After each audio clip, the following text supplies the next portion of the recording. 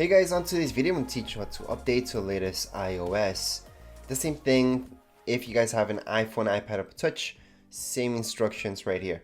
Anyways, what we have to go is into your settings. Under your settings, you guys see the very first option where it's your name or your device's name.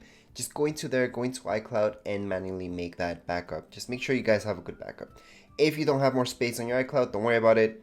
Hook it up to your computer, use iTunes, which is a free program for both Mac and PC, and make that backup right there. And you guys can also use iTunes in order to make that update if you're having any problems. Anyways, let's just scroll down until you guys see General. Under General, you guys will see the second option where we see software update. So let's just tap on software update.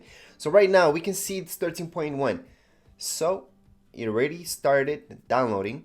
Usually I have to tap there, but since I already looked at it, that's why it started downloading.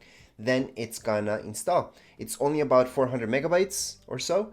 And if you guys haven't updated to iOS 13 already, then it's gonna be the full, well, just underneath 2 gigs. So it's gonna be about a gig 0.75, something like that, if you're just updating right now. However, if you're updating from iOS 13 to iOS 13.1, then it's gonna be significantly smaller, just around 400 megabytes. So it isn't a huge thing. It will not take that much time, as you guys will see. So downloading time, we're looking at anywhere from 5 minutes, 2 minutes to 15 minutes. It really does depend on your internet speed and how fast your phone is, as well as your internet speed. Just make sure you have at least 50% of your battery and have it hooked up to some electricity, just in case you guys don't want anything to go bad.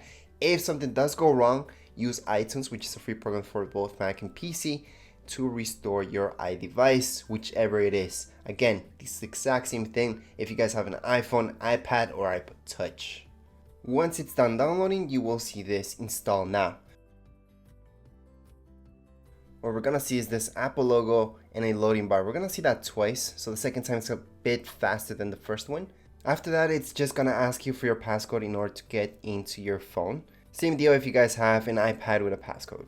And that's it. That would be it for this video. Anyways, if you guys have any comments, questions, you guys can write down here in the comments area. Don't forget to subscribe and rate. Thank you.